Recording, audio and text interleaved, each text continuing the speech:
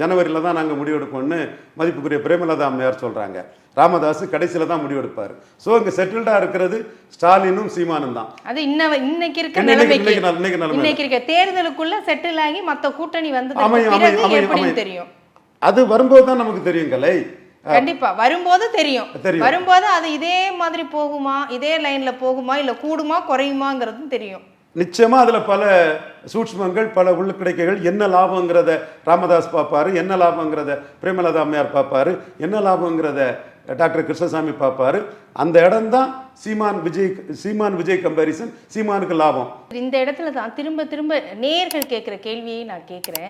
விஜயை நீங்கள் இந்த அடி அடிக்கிறீங்க, ஆனால் ரஜினிக்கு இதே தானே பேசுனீங்க அப்படிங்கிறாங்க. இந்த பவரை நிரூபிக்காமல் அதே மாதிரி பிராண்ட் மாஸ்டர் மாதிரி தானே ரஜினி வந்தார். எடுத்தோன்னே அவர் மட்டும் அவ்வளோ பர்சன்டேஜ் வாங்குவாருன்னு எப்படி சொன்னீங்கன்னு நேயர்கள் கேட்குறத கேட்குறேன். கண்டிப்பாக உங்கள் கேள்வியை நான் மதிக்கிறேன். ரஜினியை தலைவராக திருநாக்கரசனை மதிச்சாரா இல்லையா? காங்கிரஸ் கட்சி 10 எம்பியை தமிழ்நாட்டுக்குள்ளே ஜெயிக்க கெப்பாசிட்டி உள்ள கட்சி. திருநாக்கரசனை ரஜினியை காட்டி ஸ்டாலின்ட்ட 10 சீட்டு வாங்குறாரு. டிடிவி தினகரன் ரஜினியை 5.5 எடுத்தவர், ரெட்டலையும் உதயசூரியனும் குக்கரில் இது பண்ணவர், ரஜினியை ஏற்றுக்கிட்டார். கமலஹாசன் 3.7% வாக்கு எடுத்தவர், ரஜினியை ஏற்றுக்கிட தயாராக இருந்தார். நான் தான் பேசினேன். ஆனால் அதே கமலஹாசன் சீட்டு நான் சொன்ன சீட்டுக்கு நிற்கலை. நானும் என் நண்பனும் முடிவு பண்ணிவிடுவோம், நீ யார் இடையிலங்கிற பாடிக்கு தான் பேசுகிறாரு. தப்பு இல்லை. ஏன்னா நான் அவருக்கு கொஞ்சம் சீட்டை குறைச்சி சொல்லிட்டேன்.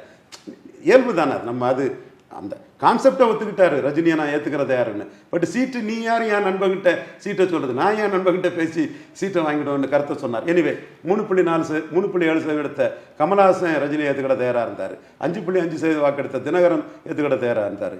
கூட்டணி இல்லைனாலும் ரஜினியை காட்டி ஸ்டாலின்கிட்ட சீட்டு பேரத்துக்கு திருநாக்கரசன் தயாராக இருந்தார்.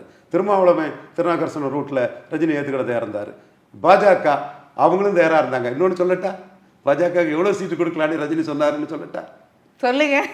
10 சீட்டு பாஜகவுக்கா? அன்னைக்குள்ள நிலைமையில அவர் அதான் சொன்னார். எனிவே ரஜினியை சிஎம் ஆட்டு பலம் நிரூபிச்ச 2, 3, 5 நிரூபிச்ச 4-5 பேர் தயாராக இருந்தாங்க.